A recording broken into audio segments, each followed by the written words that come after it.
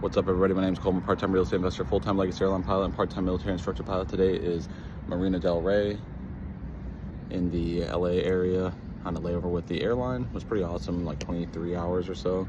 So not too bad. Today's a busy one though. About to leave here in a little bit. Going to Phoenix, Vegas, and then Chicago.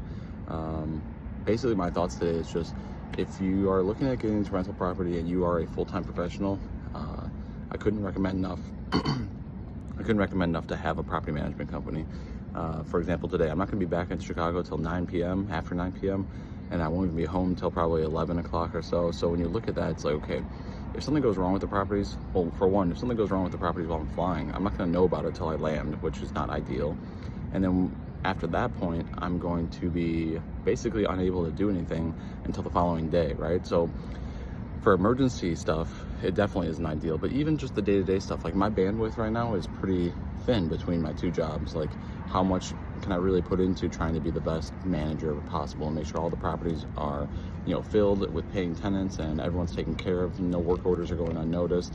Like, being able to do all that stuff while also maintaining this type of job and trying to enjoy life a little bit, when you have the opportunity to, it's tough. So I really think that if you want to scale, especially starting out when you don't have the ability to just go all in on real estate and buy, 100 units and call it a day, if you're trying to build something like that, I really think getting a management company, a good management company early on, is a great way to start, because you can kind of offload all of that responsibility onto them, and then it will allow you to just make decisions on buying and selling and refinancing, stuff that really matters.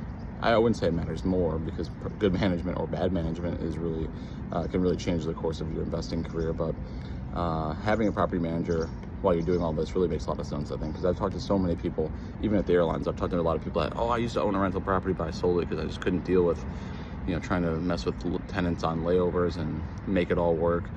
And I think a lot of people just kind of artificially end their careers before they start because they're unwilling to pay the 8, 9, 10% to a management company to kind of offload everything onto them. But I think starting out, it makes a lot of sense. It's not that much money, especially when you only have a couple of units. So you might as well just shed that responsibility, buy the property, make sure you buy right, and then forget you own it for 3, 4, 5, 6 years, and then wake up at that point, which obviously isn't the get rich quick scheme that everybody wants to hear, but that's the reality of it. And then as things grow from there, you can consider maybe doing it yourself, doing it full time. But for me, when I look at that, I say, okay, I look at what I make at the airline here, at a legacy airline on my 3rd year here. It's not the worst paid of all time. Plus I have my military flying, and I look at all that, and I was like, okay, if I shed all of that, one, I like to do it, but if I shed all of it, can I replicate that income with saving the property management fees? In other words, if I take the 8% that I'm paying my manager and I pay myself, would I come out ahead? And the answer is no. It's not even close.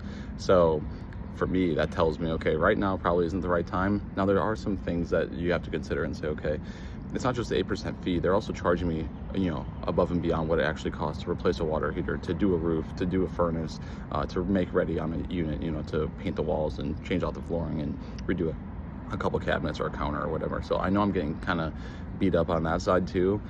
But even with that being said, I don't know that I would save that much money. So I think 100 units has always been my golden number, and I am hell-bent on trying to get to that as fast as possible, smartly, but as fast as possible. Hopefully maybe this year. I've got a lot of things kind of planned out. We'll see how it all shakes out.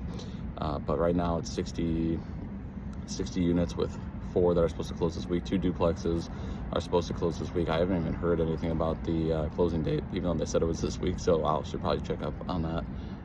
But anyways, that's kind of the state of the union. That's what I'm thinking about today, just flying for the airline tomorrow. I fly for the military, so you can see it kind of goes back and forth, and I'm kind of just chasing my tail sometimes with trying to make sure I remember what I'm supposed to be doing and when.